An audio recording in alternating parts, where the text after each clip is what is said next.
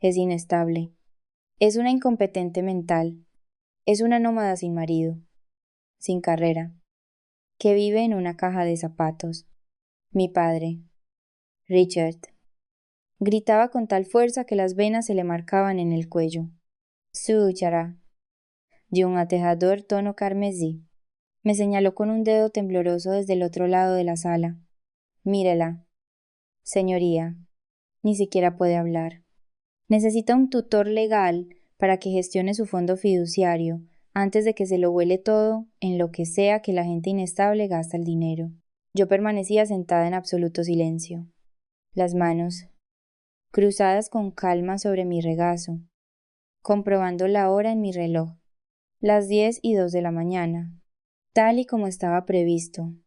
La jueza Sullivan le observaba por encima de sus gafas, con una expresión indescifrable. Entonces se inclinó hacia adelante y formuló una sola pregunta escalofriante. ¿De verdad que no sabe quién es ella? ¿Verdad? En la mesa de al lado. El abogado de mi padre. Bennett. Se quedó paralizado, con los ojos clavados en un documento que el alguacil acababa de entregarle. El color abandonó su rostro tan deprisa que pensé que se iba a desmayar. El silencio en aquella sala con paneles de caoba no estaba vacío. Era un silencio denso, presurizado, que vibraba con la tensión que precede a la rotura de una presa. No miré a mi padre. No le di la satisfacción de ver ni una sola lágrima, ni un temblor en mis labios. En su lugar, observé las motas de polvo que danzaban en el haz de luz que golpeaba la mesa de la defensa y dejé que mi mente viajara a la Nochebuena de hacía apenas 4 meses. Estábamos sentados en la larga mesa del comedor de su casa. La casa cuya hipoteca yo pagaba en secreto. Richard se había reído. Se había reído de verdad. Cuando le entregué mi nueva tarjeta de visita, la tiró sobre el mantel como si fuera una servilleta usada. Una consultora se había burlado, agitando su whisky carísimo. Así es como llamamos ahora estar en el paro. ¿Y la? Es un pasatiempo adorable. Cariño. Pero seamos realistas. Estás jugando a las casitas. Recordé el calor subiendo por mis mejillas aquella noche. El escozor familiar de ser la decepción. El fracaso. La hija invisible. Pero sentada aquí. En el juzgado. Ese recuerdo no dolía. Se sentía como combustible, porque mientras él se burlaba de mi pasatiempo adorable entre bocados de roast beef, no sabía que mi pasatiempo acababa de conseguir un contrato federal de 15 millones de euros para auditar una cadena de suministro farmacéutico corrupta. Él veía a una nómada. Yo veía a la directora general de Vanguard Holdings, una firma de contabilidad forense especializada en cazar dinero que no quiere ser encontrado. Ípsolo en ese preciso instante. El dinero que yo estaba cazando era el suyo. Está catatónica, gritó Richard, devolviéndome al presente. Mírela, no ha dicho ni una palabra. Es obvio que está medicada o sufriendo algún tipo de episodio. Exijo la tutela legal completa. Inmediatamente me ajusté el puño de la camisa, sintiendo el metal frío de mi reloj contra la muñeca. Que gritara, que me pintara como la niñita frágil y rota que no podía mantener un marido ni una dirección fija. Era parte del plan. Si me defendía ahora, si discutía, solo sería la hija rebelde enfrentándose a su padre, pero el silencio. El silencio le hacía parecer a él un desquiciado. El silencio le permitía cavar su propia tumba tan hondo que jamás podría salir. Luego atacó mi situación de vivienda. Vive en un cuchitril de alquiler en el centro. Se niega a que la familia la visite porque le avergüenza cómo vive. Probablemente sea una posilga. Reprimí una sonrisa. Estaba hablando del edificio Meridian. Tenía razón en una cosa. No le dejaba visitarme. Pero se equivocaba en todo lo demás. No vivía en un cuchitril. Vivía en el ático. Y lo que es más importante, no estaba de alquiler. Era la dueña del edificio. De hecho, era la dueña del edificio en el que él alquilaba su despacho. El mes pasado desahucié a 3 inquilinos por impago. Y mi padre, la gran mente legal, el titán de la industria. Ni siquiera se dio cuenta de que la firma de su casera en las notificaciones de desahucio era la mía. Bennett, su abogado, estaba sudando. Tecleaba frenéticamente en su tableta, repasando el documento que el alguacil le había entregado. Sabía exactamente lo que estaba leyendo. Era un resumen de activos, no los de mi abuela, los míos. No estaba aquí para luchar por una herencia. No necesitaba el dinero de mi abuela. Yo ganaba más en un trimestre de lo que mi padre había ganado en toda su carrera. Estaba aquí porque él había intentado arrebatarme mi libertad. Había intentado usar el sistema legal, el mismo sistema que yo dediqué mi vida a dominar, para borrarme. Y ahora, estaba a punto de descubrir que la nómada inestable a la que había acosado durante 29 años era, en realidad, el tiburón que nadaba en la parte profunda de su piscina. Levanté la vista y me encontré con los ojos de la jueza Sullivan. Me hizo el más mínimo gesto de asentimiento. Era la hora. La trampa estaba puesta. Ahora solo teníamos que dejar que él cayera de lleno en ella. La jueza Sullivan pasaba las páginas del dossier financiero que Bennett había proporcionado. El rítmico chasquido del papel era el único sonido que cortaba la pesada respiración de mi padre. Richard seguía pavoneándose, ajustándose la corbata, mirando a la galería como si fuera un gladiador que acababa de matar a una bestia. No se daba cuenta de que la bestia era en realidad el banco, y el banco estaba sentado a un par de metros de él, vistiendo una chaqueta azul marino y con una expresión de absoluto aburrimiento. Cerré los ojos por un segundo, no para esconderme, sino para recordar. Necesitaba recordar exactamente por qué estaba haciendo esto. Necesitaba recordar el día en que se abrió el libro de cuentas. Hacía 2 años. El bufete de Richard se estaba desangrando. Lo sabía porque había hackeado sus cuentas. No es que requiriera mucho esfuerzo. Su contraseña era Richard 1, con el número 1. Porque de verdad se creía el centro del universo. Llevaba 3 meses de retraso en el pago de las nóminas y se ahogaba en préstamos de alto interés. Necesitaba un salvavidas. Un padre normal habría pedido ayuda a su familia. Un hombre humilde habría reducido gastos. Richard no hizo ni lo uno ni lo otro. En su lugar, intentó que me ingresaran. Fue un martes. Recuerdo la fecha porque fue el mismo día que cerré una auditoría masiva para un gigante tecnológico. 2 agentes se presentaron en mi puerta con una orden de internamiento psiquiátrico involuntario. Mi padre había falsificado un informe de un médico, un amigo de su club de golf, que afirmaba que yo era un peligro para mí misma, que tenía delirios, que estaba malgastando mi herencia en negocios imaginarios. Quería encerrarme durante 72 horas para poder presentar una moción de emergencia y tomar el control de mi fondo fiduciario. No quería salvarme. Quería liquidarme a mí para pagar el alquiler de su oficina. Los agentes se fueron a los 5 minutos. Una mirada a mi apartamento impoluto, a mi actitud serena y a las placas federales de los agentes con los que estaba en una conferencia telefónica fue suficiente para demostrar que el informe era malicioso. No presenté cargos entonces. Habría sido demasiado rápido, demasiado piadoso. En su lugar, decidí convertirme en la solución a su problema y en la arquitecta de su pesadilla. Creé Vanguard Holdings a la mañana siguiente. Una sociedad pantalla con un nombre vago y un agente registrado en Delaware, a través de Vanguard.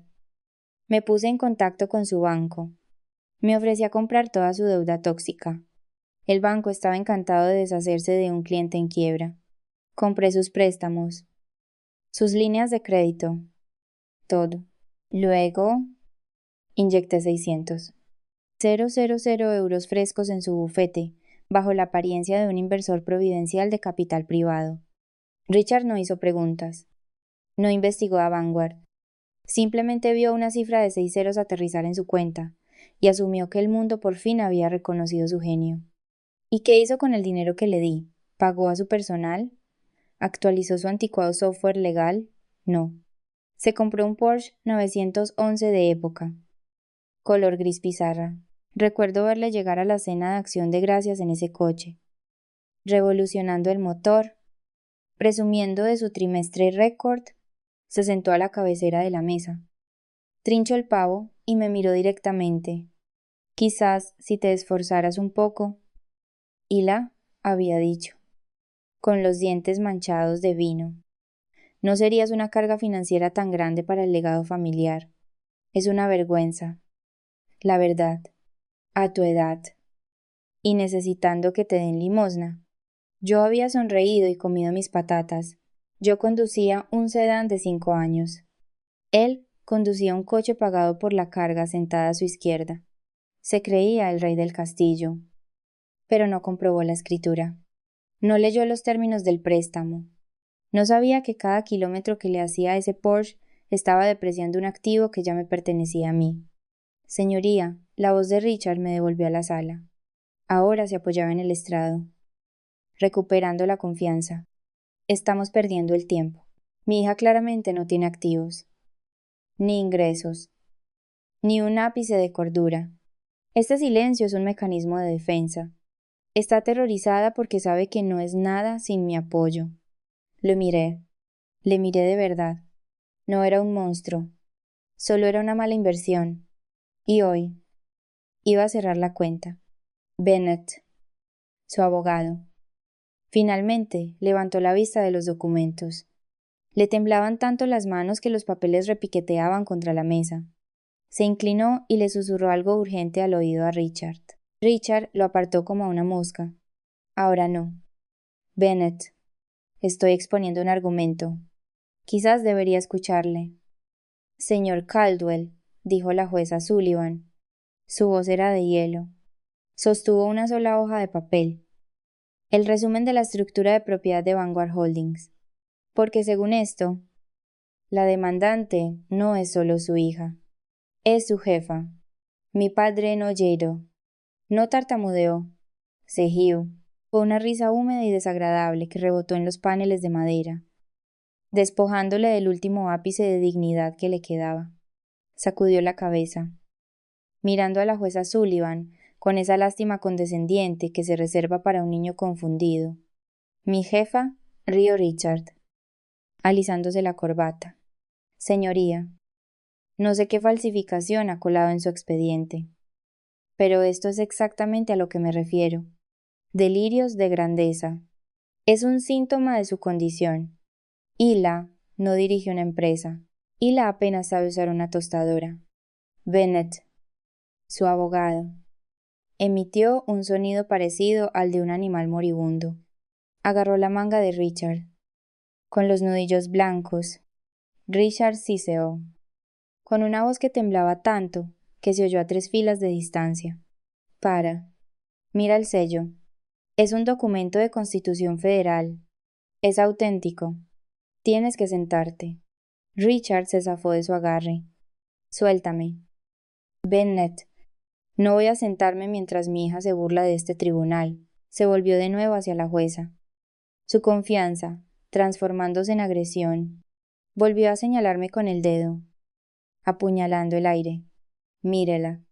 Mire ese traje barato. Esos zapatos rosados. ¿Le parece esa la imagen de una directora general? Compra su ropa en tiendas de saldos. Conduce un sedán con una abolladura en el parachoques. La gente de éxito no vive como refugiados. Señoría, miré mis zapatos. Tenía razón. Estaban rosados.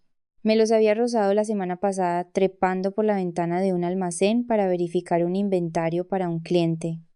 No los reemplacé porque no me importaba. A diferencia de Richard, yo no necesitaba llevar mi patrimonio neto en los pies. Vive en el Meridian, gritó Richard, creyendo que estaba asestando el golpe de gracia. Ese montón de ladrillos en ruinas del centro. He visto la dirección en su correo. Vive en un estudio en un edificio que probablemente tiene ratas en las paredes. Y quiere que me crea que es la dueña de Vanguard Holdings, si ni siquiera puede permitirse un portero. Me mordí el interior de la mejilla para mantener una expresión neutra. El Meridian. Él lo llamaba. Un montón de ladrillos en ruinas. Yo lo llamaba un proyecto de restauración histórica. Y tenía razón sobre las ratas. Cuando compré el edificio hace 6 meses, había ratas. Yo contraté a los exterminadores. Yo contraté a los contratistas. Yo renové el vestíbulo y me quedé con toda la planta superior para mí. Él pensaba que yo era la inquilina del apartamento 4B. No sabía que el 4B era solo el apartado de correos que mantenía para despistarle. Esto es un despilfarro del dinero de los contribuyentes, se burló Richard, golpeando el estrado con la mano. Es inestable. Está sola. Sin marido. Sin hijos. Sin legado. Solo una chica triste y sola, inventándose historias. Firme la orden de tutela. Señoría, permítame conseguirle la ayuda que necesita, antes de que avergüence más a esta familia. Se quedó allí, con el pecho agitado, triunfante. Creía que había ganado. Creía que me había desenmascarado. No se daba cuenta de que, al insultar el montón de ladrillos en ruinas, acababa de insultar a su propia casera. La jueza Sullivan se quitó lentamente las gafas de leer.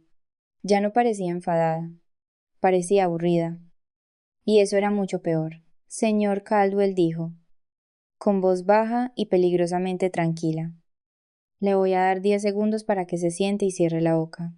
Porque si dice una palabra más sobre el estado mental de la demandante, le acusaré de desacato tan rápido que le dará vueltas la cabeza. Richard abrió la boca para protestar, pero Bennet tiró de él físicamente hasta sentarlo en la silla. Bien, dijo la jueza. Cogió el siguiente documento de la pila. Ahora que hemos establecido su opinión, veamos los hechos, porque según esta escritura, el montón de ladrillos en ruinas que acaba de mencionar, ella no solo vive allí. La jueza Sullivan deslizó una única hoja de papel sobre la madera pulida. Se detuvo a escasos centímetros de la mano temblorosa de mi padre. El Meridian dijo, con voz desprovista de emoción. El apartamento 4B es, efectivamente, un apartado de correos. En eso tenía razón, señor Caldwell. Pero la señorita Caldwell no lo alquila. Es la dueña del edificio entero, incluidas las oficinas comerciales de la tercera planta, las oficinas que su bufete ocupa actualmente. Richard parpadeó, miró el papel, luego a mí, y de nuevo a la jueza. Su cerebro no conectaba. Eso es imposible. Mi casero es una entidad corporativa. Le pago el alquiler a Vanguard Real Estate. Nunca le he extendido un cheque a ella. Vanguard, repitió la jueza, saboreando la palabra. Volvió a buscar en la carpeta. Vaya. Es un nombre que aparece con bastante frecuencia en estos archivos. Vanguard Real Estate. Vanguard Capital. Vanguard Holdings. Sacó un grueso archivador, cuyo lomo crujió al abrirlo. Según las declaraciones financieras de su bufete, Vanguard Holdings es su principal inversor. De hecho, son la única razón por la que su bufete sigue siendo solvente. Inyectaron 600,000 euros en su cuenta de operaciones hace 2 años. ¿Es eso correcto? Richard se enderezó la corbata, encontrando un resquicio de terreno familiar. Sí. Vanguard es un inversor providencial de capital privado. Vieron el potencial de mi bufete. Reconocieron mi perspicacia legal y decidieron apostar por un ganador. Nos salvaron, me espetó con desdén, a diferencia de mi hija, que no sabría lo que es una inversión de capital, ni aunque le dieran la cara. Vanguard cree en mí. Le observé pavonearse. Era casi trágico. Se estaba jactando de la soga que yo misma le había vendido para que se ahorcara. ¿Vanguard cree en usted?, repitió la jueza. Giró el archivador para que él pudiera ver los documentos de constitución en la primera página. Eso es fascinante, señor Caldwell, porque la única fundadora, la directora general y la principal signataria de Vanguard Holdings es Ila Caldwell. El aire abandonó la sala. No siseó. Se desvaneció. Richard se quedó mirando la firma al pie de la página. Era mi firma. la misma que ponía en las tarjetas de cumpleaños que él tiraba a la basura, la misma que ponía en la renovación del contrato de alquiler que él había firmado el mes pasado sin leer. No susurró. Y luego más alto. No, esto es una trampa, esto es un fraude, miró a Bennett, su rostro contorsionado, en una máscara de arrogancia desesperada. Bennett, díselo, dile que esto es ilegal. Ella no es abogada. No puede ser propietaria de un bufete de abogados. Va en contra de las normas del Colegio de Abogados. La regla PET. Sí, los no abogados no pueden tener participación en un bufete. Este contrato es nulo, se volvió hacia mí. Una sonrisa maníaca extendiéndose por su cara. Creía que me había pillado. Creía que había encontrado el resquicio legal. Niña estúpida, rió, apuntándome al pecho con un dedo tembloroso. Intentaste jugar a ser importante, pero no hiciste los deberes. No puedes ser dueña de mi bufete. Es ilegal. Acabas de admitir una violación regulatoria en un tribunal abierto. Haré que te inhabiliten, o lo que sea que le hacen a los contables de pacotilla. Miro a la jueza. Triunfante. Desestime esto. Señoría, no es mi jefa. Es una farsante que ha violado la ley para fingir que era importante. No me moví. No parpadeé. Solo me incliné hacia adelante, apoyando los codos en la mesa. Y finalmente, por primera vez esa mañana, hablé. Tienes razón. Richard D. en voz baja. No puedo ser dueña de tu bufete. Me levanté. Pero no leíste el contrato, ¿verdad? Rodeé la mesa de la defensa. Mis tacones resonando en el suelo de madera con un ritmo deliberado y firme. Bennett se encogió en su silla cuando me acerqué, agarrando su maletín como un escudo. Pero Richard no retrocedió. Hinchó el pecho, todavía aferrado a su delirio de que un tecnicismo le salvaría. No compré participación en tu bufete. Richard Dier. Mi voz cortando el aire viciado de la sala. Conozco la regla 5. Me memoricé las normas del Colegio de Abogados, incluso antes de constituir Vanguard. Me detuve justo delante de él, lo bastante cerca para oler el rancio aroma a whisky de la noche anterior en su aliento, lo bastante cerca para ver el sudor perlado en su labio superior. Yo no invertí en ti, dije, fría y clara. Compré tu deuda. Hice un gesto a la jueza, que asintió y me entregó el grueso expediente de los acuerdos de préstamo. Lo arrojé sobre la mesa frente a él. Aterrizó con un golpe sordo. Hace 2 años. Te estabas ahogando, continué, paseando lentamente. 3 bancos habían rechazado tus solicitudes de préstamo. Eras insolvente para pagar las nóminas.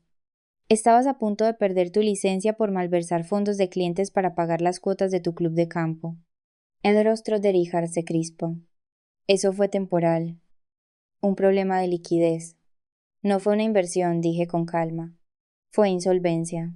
Vanguard compró tu préstamo, tu línea de crédito y el gravamen sobre tu equipamiento. Luego te extendimos 600. 0,000 euros, con carácter de acreedor principal garantizado. Bennett se estremeció. Él lo entendía. No soy tu socia. Richard, soy tu acreedora principal garantizada. No soy dueña de tu bufete. Soy dueña de la garantía. Cada silla, cada portátil, cada expediente de cliente me pertenece. Si incumples, señalé la cláusula. Párrafo 12. Sección B. Incumplimiento por difamación de carácter. Insultar a tu garante en una vista grabada activa la aceleración inmediata del vencimiento. Me has llamado incompetente y farsante. Y ha quedado registrado. Has incumplido. Comprobé mi reloj. El préstamo ha vencido. Ahora. El rostro de Richard se descompuso. No tengo ese dinero. Lo sé. Te quedan 10.000 euros en el banco y una tarjeta de crédito al límite. Me volví hacia la jueza. Señoría, exijo el pago del préstamo. Solicito una orden de ejecución para embargar los activos. Bennett se levantó. Espere, si se lleva el equipamiento. El bufete muere. Acepto su dimisión, dije. Tajante. Richard finalmente explotó, acusándome de traición y de planear una adquisición. Luego, desesperado, agarró su teléfono. Tenía un plan para esto, gritó. Protocolo de emergencia del servidor. Voy a declararme en quiebra ahora mismo. Una barra de progreso apareció. Liquidación. Suspensión automática. No te llevas nada. El bufete está muerto. Se reclinó. Triunfante. Jaque mate. La quiebra protege a las empresas, dije en voz baja. Sacando una última hoja. No a los garantes. Richard parpadeó. Firmaste una garantía personal. Párrafo 4. Sección C. Garantía cruzada. Si la empresa quiebra, la deuda se transfiere a tu patrimonio personal. Silencio. No has llevado el bufete a la quiebra. Te has llevado a la quiebra a ti mismo. Ahora tengo derechos sobre tu casa. La casa de campo. El Porsche. Tu pensión. Incluso tu membresía del club de golf. La jueza Sullivan golpeó con su mazo inmediatamente. Se desestima la vista con sobreseimiento libre. Se concede el embargo de activos. Señor Caldwell. Tiene 24 horas para desalojar su residencia. El desahucio comercial es inmediato. Bennett recogió sus cosas y huyó sin decir palabra. Richard se quedó paralizado, pequeño y aturdido, contemplando los restos de su legado. Salí sin mirar atrás. Mi victoria se sentía como un alivio, no como un triunfo. Esa noche. Vi al cerrajero taladrar la cerradura de la puerta del despacho. La placa de Caldwell y asociados cayó en una caja de cartón. El equipo de liquidación se encargaría del resto. Yo no obtendría beneficios. Y no me importaba. Los 600,000 euros no fueron una inversión. Fueron el precio de mi libertad. En casa. Borré a papá de mi teléfono. No bloqueado. Borrado. Ahora solo eran números. Me quedé junto a la ventana, respirando el silencio que siempre me había parecido imposible. A veces no tienes que destruir a una familia tóxica. Solo tienes que cobrar la deuda.